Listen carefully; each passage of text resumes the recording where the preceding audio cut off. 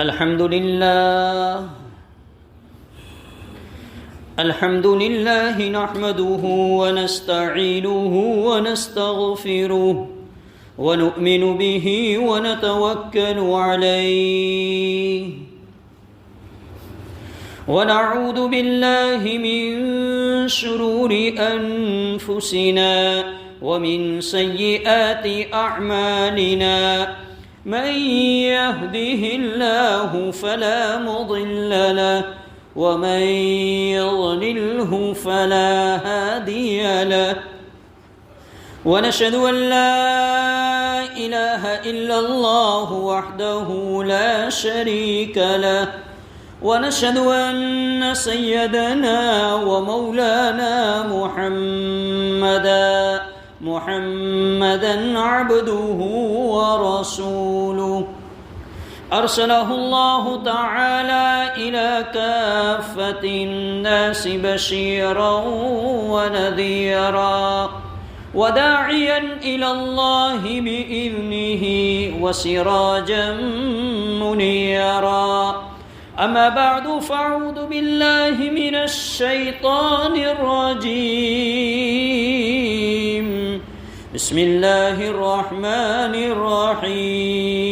الرحيم قل إن كنتم تحبون الله فاتبعوني يحببكم الله ويغفر لكم ذنوبكم والله غفور رحيم صدق الله العظيم وقال النبي صلى الله تعالى عليه وسلم لا يؤمن أحدكم حتى أكون أحب إليه من والده وولده والناس أجمعين أو كما قال عليه الصلاة والسلام اللهم صل على محمد في أول كلامنا اللهم صل على محمد في أوسط كلامنا اللهم صل على محمد في آخر كلامنا بلغ العلا بكماله كشف الدجى بجماله حسنت جميع خصاله صلوا عليه وآله ایک مرتبہ درود شریف پڑھ لیں اللہم صل علی سیدنا مولانا محمد وبارک وسلم ربیع الاول کا یہ مہینہ قریب الختم، اس مہینے کے اندر ہم اور آپ کے پیارے آقا جناب محمد الرسول اللہ صلی اللہ علیہ وسلم کی پیدائش بھی ہوئی اور اسی مہینے کے اندر اللہ کے نبی اس دنیا سے رخصت بھی ہوئے۔ ہمارے ذہنوں کے اعتبار سے 12 ربیع الاول یہ تاریخ ہے کہ اسی تاریخ کو آپ پیدا ہوئے، اسی تاریخ کو آپ رخصت ہوئے اس دنیا سے۔ حالانکہ محدثین، مفسرین، مؤرخین، ان لوگوں کی تحقیق یہ ہے کہ اس تاریخ میں یہ واقعات نہیں ہوئے۔ خیر ابھی اس پر بات نہیں کرنی، چونکہ ربیع الاول کا مہینہ قریب الختم ہے۔ اللہ کے نبی صلی اللہ علیہ وسلم اس دنیا کے اندر ایسے وقت میں آئے جب جہالت تھی دنیا کے اندر، دنیا گھٹا توپ تاریکیوں کے اندر گھری ہوئی تھی، لوگ دین سے کوسوں دور تھے، جہالت کی تہ میں پہنچ چکے تھے لوگ، شراب کے دل دادا، لڑائی جھگڑا تو کہ ان کا کام، چھوٹی چھوٹی باتوں پر سال ہر سال تک لڑائیاں چلتی تھی، خون ریزیاں ہوتی تھی، قبیلے کے قبیلے لڑ جاتے تھے، ایک جاتا تھا دوسرے کو وصیت کر کے جاتا تھا کہ میرا اس سے جھگڑا تھا، میرا بدلہ تو لینا میں جا رہا ہوں۔ یہ دور تھا، زندہ لڑکیوں کو دفن کر دیا جاتا تھا، اگر گھر کے اندر لڑکی پیدا ہوئی اسے منحوس سمجھا جاتا تھا اور اسے زندہ گاڑ دیا جاتا تھا۔ یہ جہالت کا دور تھا ان کا، یہ جہالت کی انتہا تھی۔ شوہر کا انتقال ہو جائے تو یہ کہتے تھے کہ اب اس بیوی کو رہنے کا کوئی حق نہیں، شوہر کے انتقال کے بعد اسے زندہ جلا دیا کرتے تھے بیوی کو، کہ کوئی حق نہیں ہے اس کا رہنے کا۔ اصل مقصد میراث سے محروم کرنا تھا۔ یہ جہالت کا دور تھا۔ اللہ کے نبی صلی اللہ علیہ وسلم اس دور کے اندر پیدا ہوئے، اور لکھا ہے کہ 2 قربانیوں کے بعد ایک اللہ کا بندہ آئے گا، اور وہ ہے جناب محمد الرسول اللہ صلی اللہ علیہ وسلم۔ 2 قربانیاں مختصراً ذکر کر دوں۔ سیدنا حضرت اسماعیل علیہ السلام، جسے ذبیح اللہ کہا جاتا ہے، ابراہیم علیہ السلام نے خواب دیکھا، اپنے بیٹے کو قتل کرنے کے لیے تیار ہو گئے۔ بیٹے کی قربانی مقصود نہیں تھی، امتحان مقصود تھا۔ اس کے بعد اسماعیل علیہ السلام اور آپ کی والدہ حضرت حاجرہ علیہ السلام، ایک قربانی یہ کہ اسماعیل علیہ السلام کو ذبح کر، گویا اللہ کے نبی کا نسب اسماعیل علیہ السلام تک پہنچ چکا ہے۔ حضرت حاجرہ اور اسماعیل علیہ السلام مکۃ المکرمہ کعبۃ اللہ کے قریب رہ رہے تھے، اپنی زندگی گزار رہے تھے۔ زمزم کا کنواں برآمد ہوا اسماعیل علیہ السلام کی ایریا رگڑنے سے۔ اب جب وہاں سے ایک قبیلے کا گوبجر ہوتا ہے جسے قبیلہ جرہم کا کہا جاتا ہے، انہوں نے دیکھا کہ یہاں پر پانی موجود ہے، انہوں نے حضرت حاجرہ علیہ السلام سے اجازت مانگی کہ ہم یہاں پر رہنا چاہتے ہیں۔ حضرت حاجرہ علیہ السلام نے ارشاد فرمایا کہ آپ زمین پھیلی ہوئی ہے، آپ جہاں چاہے رہ سکتے ہیں، لیکن ایک بات یاد رکھنا کہ اس کنویں پر قبضہ میرا رہے گا۔ حضرت حاجرہ علیہ السلام نے کہا یہ کنواں میرا ہے، میرا قبضہ اس پر رہے گا، اس پر آپ کا تصرف نہیں ہوگا۔ کہا کوئی بات نہیں۔ اب حضرت حاجرہ علیہ السلام، حضرت اسماعیل علیہ السلام وہاں رہ رہے، قبیلہ جرہم آباد ہوا۔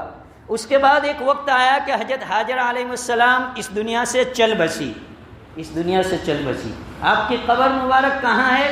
کعبۃ اللہ کے قریب، کعبۃ اللہ کے بالکل بازو میں، جو حتیم کا حصہ کہا جاتا ہے، حتیم کا حصہ جو کارنر کیا ہوا ہے، اس کے نیچے حضرت حاجرہ علیہ السلام کی قبر ہے۔ حضرت اسماعیل علیہ السلام کا اس کے بعد انتقال ہوا، ان کو بھی وہیں دفن کیا گیا، اسی حتیم کے حصے میں نیچے ان کی قبر ہے، وہیں پر ہے۔ بلکہ لکھا ہے کہ کعبۃ اللہ کے صحن کے نیچے تہ خانے میں، جسے بھوئنا ہم کہتے ہیں، اس میں 400 انبیاء علیہ السلام کی قبریں ہیں۔ حضرت ابراہیم علیہ اسماعیل علیہ السلام اور حضرت حاجرہ علیہ السلام۔ اب اسماعیل علیہ السلام کے ایک بیٹے تھے، اس بیٹے پر قبیلہ جرہم نے بہت ظلم کیا، اور کعبۃ اللہ پر جو ہدیے تحفے آئے تھے، لوگ نظر و نیاز اس پر جو چڑھاتے تھے، اس پر جو ہدیے آتے تھے، وہ سارے کے سارے لے کر زمزم کا جو کنواں تھا اس کے اندر ڈال دیے قبیلہ جرہم نے، اور زمزم کے کنویں کو اس طریقے سے انہوں نے پیک کر دیا، بند کر دیا کہ گویا اس کا نام و نشان مٹا دیا انہوں نے، قبیلہ جرہم نے، اور لوگ آہستہ آہستہ اس کو بھول گئے۔ پھر ایک دور آیا کہ اللہ کے نبی صلی اللہ علیہ وسلم کے دادا عبد المطلب کا دور آیا۔ عبد المطلب چونکہ تاریخ سے واقف تھے، آپ کے دادا تاریخ سے واقف تھے، اس لیے انہیں پتا تھا کہ زمزم کا کنواں تھا یہاں پر۔ 4 دن مسلسل خواب انہیں بتلایا گیا عبد المطلب کو۔ پہلے دن کہا کہ بھئی کوئی متبرک چیز ہے اس کی کھدائی کرو، دوسرے دن تیسرے دن سمجھ میں نہیں آیا، چوتھے دن کہا کہ زمزم کا کنواں ہے یہاں پر، اس کی کھدائی کرو، اس کو نکالو۔ پھر خواب میں جگہ بھی بتلائی گئی عبد المطلب کو۔ اب عبد المطلب اور اس وقت آپ کے ایک بیٹے تھے جو ہمارے نبی کے چچا ہوتے ہیں، حارث نام تھا ان کا۔ اب دونوں باپ بیٹے کھدائی کر رہے زمزم کے کنویں کے لیے، مٹی نکل رہی ہے، آپ کے جو بیٹے تھے عبد المطلب کے حارث، وہ مٹی نکال رہے ہیں اور عبد المطلب اس کی کھدائی کر رہے ہیں، اور کھدائی کرتے کرتے دعا کر رہے ہیں کہ یا اللہ یہ کعبۃ اللہ کے اور بھی بہت سارے کام کرنے ہوں گے، تو یا اللہ تو مجھے 10 بیٹے عطا فرما۔ دعا کر رہے ہیں عبد المطلب 10 بیٹے عطا فرما۔ اور 10 بیٹے اگر ہوئے تو اس میں سے ایک بیٹا میں تیرے نام پر قربان کروں گا۔ اللہ نے دعا قبول کی، یکے بعد دیگر عبد المطلب کے 10 بیٹے ہوئے، 10 بیٹے ہوئے۔ ان 10 بیٹوں میں اللہ کے نبی کے ابا جنہیں عبداللہ کہا جاتا ہے وہ بھی تھے۔ اب 10 بیٹے جب مکمل ہوئے تو پھر خواب میں بتلایا گیا کہ آپ نے کہا تھا کہ 10 بیٹے ہوں گے تو ایک تیرے نام پر قربان کروں گا۔ وقت آ گیا، آپ قربان کیجئے، اپنی نظر کو پوری کیجئے، اپنی قسم کو پورا کیجئے۔ اب عبد المطلب نے مشورہ کیا اپنے بیٹوں سے کہ اس طرح کا خواب ہے اور اس طرح کی بات ہے۔ اب بیٹوں نے بھی تیاری بتلائی کہ اب کیا کریں، تو پھر مشورے سے یہ بات طے ہوئی کہ قرعہ اندازی کی جائے، چٹھی ڈالی جائے، جس کا نام نکلے اسے اللہ کے نام پر قربان کر دینے کا، اسے اللہ کے نام پر قربان کر دو۔ اب اتفاقاً ایسا ہوا کہ اس کے اندر عبداللہ کا نام نکلا، اللہ کے نبی کے والد عبداللہ کا نام نکلا۔ عبداللہ عبد المطلب کے سب سے لاڈلے بیٹے تھے، پیارے بیٹے تھے۔ تو اب ساروں میں چیخو پکار شروع ہو گئی کہ آپ ان کو کیوں قتل کریں گے، آپ ان کو کیوں اللہ کے نام پر قربان کریں گے، ہم میں سے کسی کو کر لو۔ فرمایا نہیں، اللہ سے میں نے عہد کیا تھا، اللہ سے میں نے نظر مانی تھی کہ محبوب ترین چیز کو قربان کروں گا، ایک بیٹے کو جو محبوب ہوگا۔ قرعہ اندازی کے اندر عبداللہ کا نام نکلا ہے، اب اسے قربان کرنا پڑے گا۔ اب ان کی جو بہنیں تھیں انہوں نے مشورہ دیا، ان کی پھوپھیوں نے مشورہ دیا کہ آپ نے جو قسم کھائی ہے، آپ نے جو عہد لیا ہے، اس کا کفارہ دے دیجئے، لیکن عبداللہ کو آپ اللہ کے نام پر قربان نہ کیجئے، چونکہ لاڈلے ہیں، چہیتے ہیں، تو کیا کفارہ ہوگا؟ تو فرمایا ایک طرف 10 اونٹ رکھے جائے، عرب کا اس وقت کا بہترین پونجی، بہترین سرمایہ اونٹ مانا جاتا تھا، کہ ایک طرف اونٹ رکھے جائے، دوسری طرف عبداللہ کو رکھا جائے، 10 اونٹ رکھو اور عبداللہ کو رکھو، پھر چٹھی ڈالو، پھر قرعہ اندازی کرو، جس کے نام کی چٹھی نکلے گی پھر اسے اللہ کے نام پر قربان کریں گے۔ پہلی مرتبہ کیا تو عبداللہ ہی کے نام کی چٹھی نکلی۔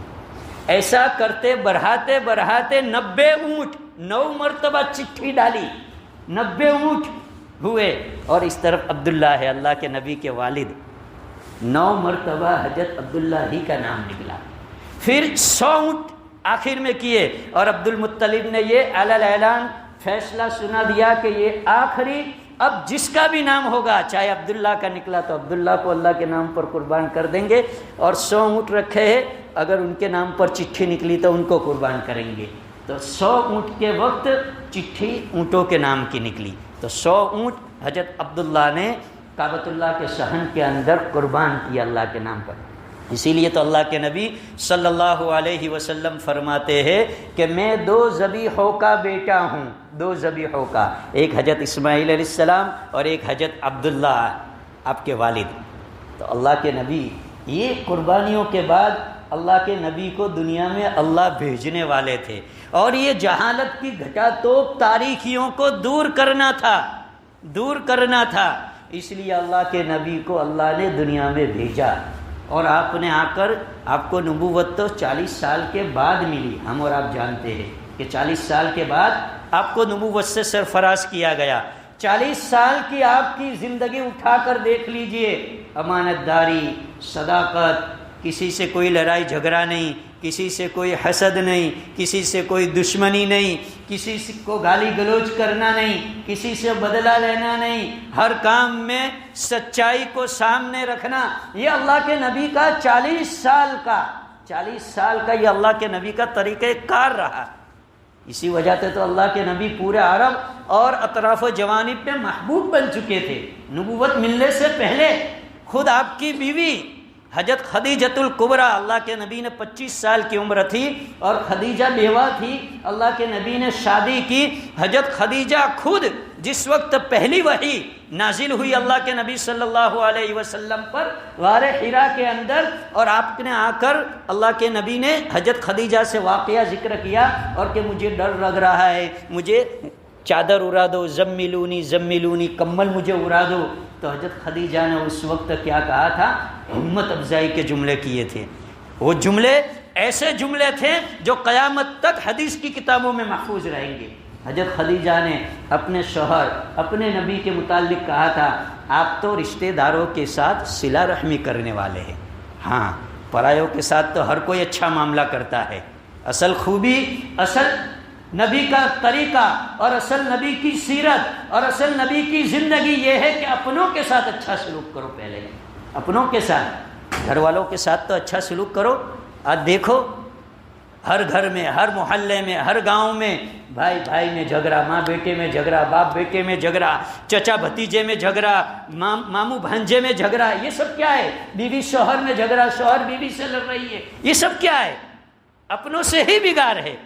غیروں کی تو کہاں ہم امید رکھیں گے؟ اللہ کے نبی کو حضرت خدیجہ نے کہا آپ صلہ رحمی کرنے والے ہیں، آپ لوگوں کی تکلیفوں کو اوڑھنے والے ہیں، آپ تو لوگوں کو اچھا راستہ دکھانے والے ہیں، اس لیے اللہ آپ کو ضائع نہیں کرے گا. آپ گھبرائیے نہیں، آپ پریشان نہ ہوئیے. تو یہ 40 سال کے پہلے کی زندگی تھی اللہ کے نبی کی.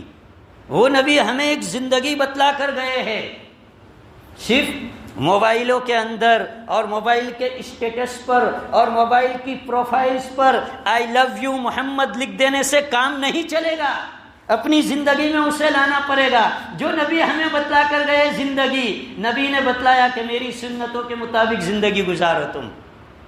من احیا سنتی عند فساد امتی فلہ اجر 100 شہید. جو فتنے فساد کے دور کے اندر، جو ظلمت کے دور کے اندر، جو نامناسب حالات کے دور کے اندر میری ایک سنت کو زندہ کرے گا، اللہ اسے 100 شہیدوں کا ثواب عطا فرمائے گا. سنتیں لاؤ اپنی زندگی کے اندر. صحابہ نے اللہ کے نبی کی زندگی کو اپنی زندگی میں لایا. صحابہ کو دیکھ کر لوگ کہتے تھے یہ غلام، نبی کے غلام ایسے ہیں تو ان کے آقا کیسے ہوں گے؟ کہ محمد سے وفا تو نے تو ہم تیرے ہیں، یہ جہاں چیز کیا ہے لوح و قلم تیرے ہے.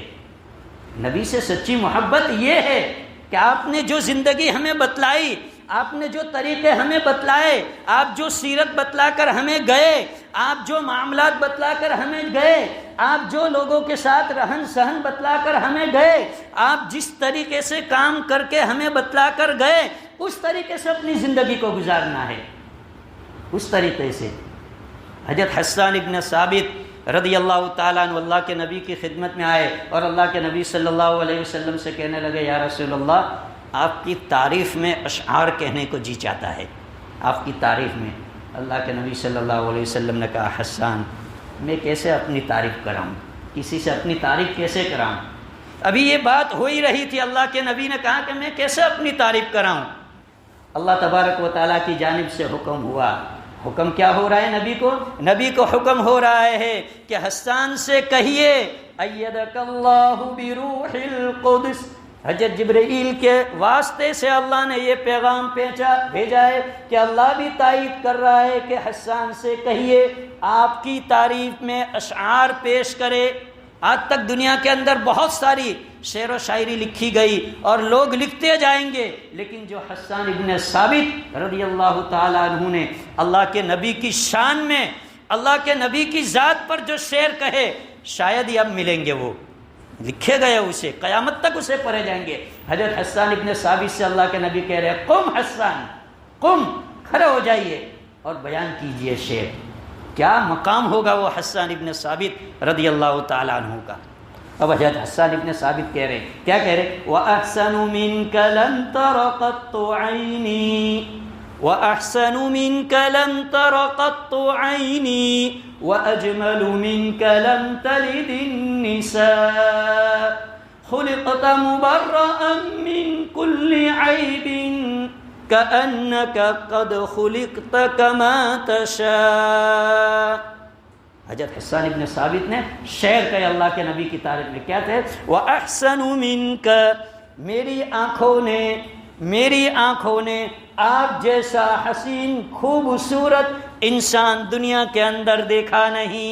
وَأَحْسَنُ مِنْكَ لَمْ تَرَ قَطُّ عَيْنِي، دیکھا نہیں، ہوگا بھی نہیں، ابھی تک ہوا بھی نہیں اور آئندہ بھی نہیں ہوگا آپ جیسا حسین و خوبصورت انسان کہ ظاہر کے اعتبار سے بھی خوبصورت. آگے فرمایا وَأَجْمَلُ مِنْكَ لَمْ تَلِدِ النِّسَاءُ، میری آنکھوں نے تو دیکھا نہیں بلکہ کسی ماں نے ایسا جمیل پیدا بھی نہیں کیا. اللہ کے نبی کی شان میں حضرت حسان تعریف کر رہے، دو جملے فرمائے، احسن اور اجمل۔ احسن کا مطلب ہوتا ہے ظاہری اعتبار سے جو خوبصورتی اللہ نے آپ کو دی ہے ایسی خوبصورتی کسی کو نہیں دی اور نہ قیامت تک دے گا۔ اور اجمل کا معنی باطنی اعتبار سے، اندرونی اعتبار سے جیسی خوبصورتی سے اللہ نے آپ کو نوازا ہے ایسا اللہ کسی کو نہیں نوازے گا۔ وَأَجْمَلُ مِنْكَ لَمْ تَلِدِ النِّسَاءُ خُلِقْتَ مُبَرَّأً مِّن كُلِّ عَيْبٍ۔ خلقت، اللہ نے آپ کو ہر عیب سے، ہر نقصان سے، ہر کھوٹ کھاپن سے پیدا کیا ہے۔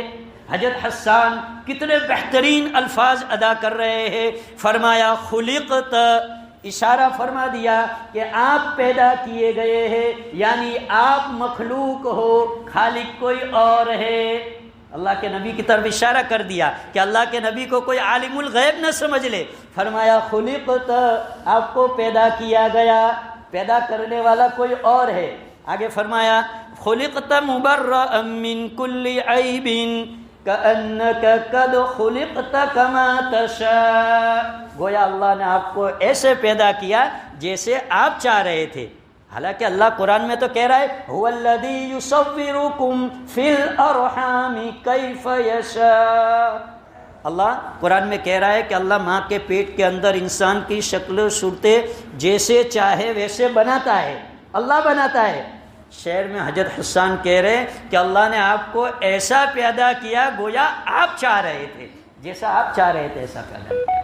تو یہ اللہ کے نبی صلی اللہ علیہ وسلم کی سیرت ہے، اس مہینے کا یہ پیغام ہے۔ آپ سے سچی محبت اور سچے عشق کا دعویٰ یہ ہے، صرف سوشل میڈیا، موبائل کی دنیا میں محبت نہیں ہے، اپنی عملی زندگی میں لاؤ، اپنی عملی زندگی میں کر کے دکھاؤ۔ کوئی موبائل، کوئی اسٹیٹس، کوئی فیس بک، کوئی انسٹاگرام، کوئی کسی پر کہیں بھی رکھنے کی ضرورت نہیں پڑے گی۔ آپ اپنی زندگی میں نکال آؤ گے محمدی بن کر، لوگ آپ کو دیکھ کر کہہ رہیں گے محمدی جا رہا ہے، محمد کا غلام جا رہا ہے۔ پھر آپ کے اخلاق کو دیکھ کر لوگ راہ راستہ پر آ جائیں گے، آپ کے معاملات کو دیکھ کر لوگ اسلام میں آئیں گے، آپ کے رہن سہن کو دیکھ کر لوگ اسلام میں آئیں گے۔ اللہ تبارک و تعالیٰ اس مبارک مہینے کا صحیح پیغام سمجھنے کی ہمیں توفیق عطا فرمائے۔ اللہ تبارک و تعالیٰ اللہ کے نبی صلی اللہ علیہ وسلم نے جس طریقے سے ہمیں زندگی گزارنے کو کہا ہے اس طریقے سے زندگی گزارنے کی توفیق عطا فرمائے۔ وآخر دعوانا الحمد للہ رب العالمین۔